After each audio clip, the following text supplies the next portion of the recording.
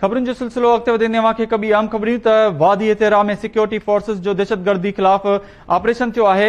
ISPR चयो आहे त ऑपरेशन दौरान फायरिंग जी ॾे वठि दौरान 4 दहशतगर्द मारिजी विया आहिनि, 4 ज़ख़्मी आहिनि।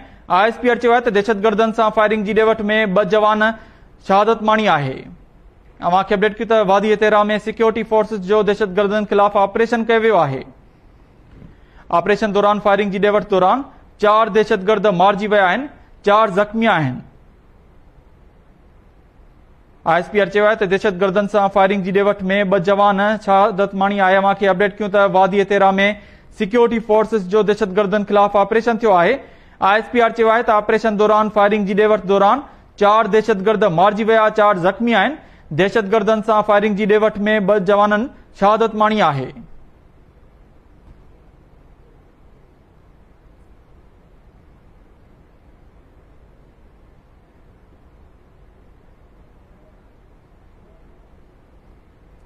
वादी तेरह में सिक्योरिटी फोर्सिस जो दहशतगर्दनि ख़िलाफ़ ऑपरेशन थियो आहे। ISPR चयो आहे त ऑपरेशन दौरान फायरिंग जी ॾे वठि दौरान 4 दहशतगर्द मारिजी विया, 4 ज़ख़्मी आहिनि। अव्हांखे ॿुधायूं त दहशतगर्दनि सां फायरिंग जी ॾे वठि में 2 जवाननि बि शहादत माणी आहे।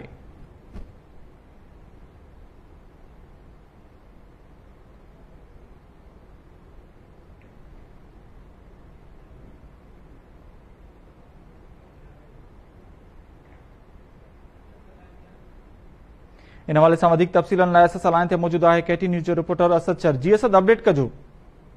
बिल्कुल ज़िला ख़ैबर जे तेरह वारे इलाइक़े में सिक्योरिटी फोर्सिस ऐं दहशतगर्दनि विच में मुक़ाबिलो थियो आहे। इहो मुक़ाबिलो दहशतगर्दनि ख़िलाफ़ ऑपरेशन दौरान थियो आहे ऐं ज़िला ख़ैबर जे ज़िला तेरह में जेको इहो ऑपरेशन थियो आहे उनमें सिक्योरिटी फोर्सिस ऐं जेको सो धाड़ियल ॾोहारनि विच में सख़्तु मुक़ाबिलो थियो आहे, जंहिंजे नतीजे में जेका 2 दहशतगर्द मारिजी विया आहिनि ऐं 4 दहशतगर्द खे ज़ख़्मी कयो वियो आहे।